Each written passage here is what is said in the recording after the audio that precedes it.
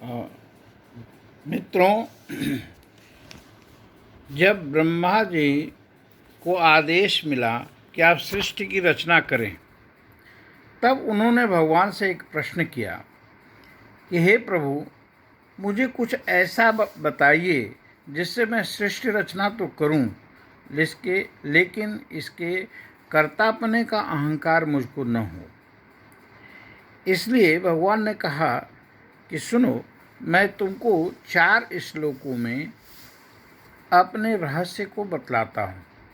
उसको तत्व से जान लेने के बाद तुम कर्म तो करोगे, लेकिन कर्तापने का अधिकार तुमको नहीं होगा। तो उसने इसको 4 श्लोकों को चतुश्लोकी भागवत कहा गया। पहला श्लोक है अहमेवासमेवाग्रे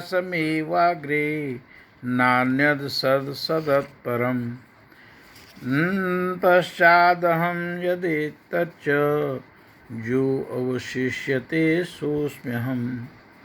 अर्थात सृष्टि के पूर्व में केवल मैं ही था। सृष्टि के समाप्त हो जाने के बाद कुछ भी नहीं बचेगा, तब भी मैं ही शेष रहूँगा। इसलिए भगवान का एक नाम शेष है, और चूँकि उनका कोई आदि नहीं है, इसलिए उनको अनादि भी कहते हैं। और इस समय जो चल रहा है वह भी मैं ही हूँ।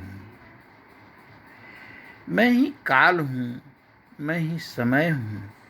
समय सब कुछ जानता है, सबका साक्षी है, उससे कुछ भी नहीं छुपा है। वह तो हमारे अंदर के विचारों को भी जानता है। आत्मा दिखती नहीं है, इनविजिबल है, पर है जरूर। वह न हो तो शरीर हिलेगा ही नहीं, शव हो जाएगा। परमात्मा भी नहीं दिखता, पर जरूर है।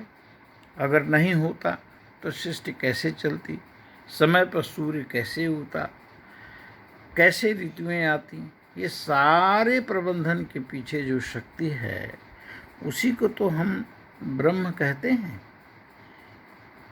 और यह जीव, यह आत्मा ब्रह्म ही है। उपनिषद कहते हैं जीवो ब्रह्मैव नापरः, अर्थात यह आत्मा ही ब्रह्म है, कोई दूसरा नहीं। नान्तो न आदिर न च संप्रतिष्ठा, इसका न तो कहीं अंत है और न तो इसका कहीं समाप्ति है। जब शरीर नहीं होगा तो भी मैं रहूँगा, और जब शरीर नहीं था तो मैं भी था, और जब शरीर है तब भी मैं ही हूँ। मेरी इस आत्मा का, इस कॉन्शसनेस का न तो जन्म है, न मृत्यु है, न रूप है।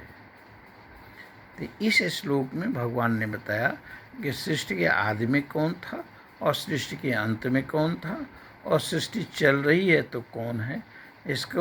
इसके कर्ता के भाव को लेने की आवश्यकता नहीं है। जो कुछ भी है, वो जो कुछ तुम दृश्य है या जो चीज़ दृश्य नहीं है, वो सब कुछ मैं ही हूँ। यह पहले श्लोक का कंटेंट है। जय श्री कृष्ण।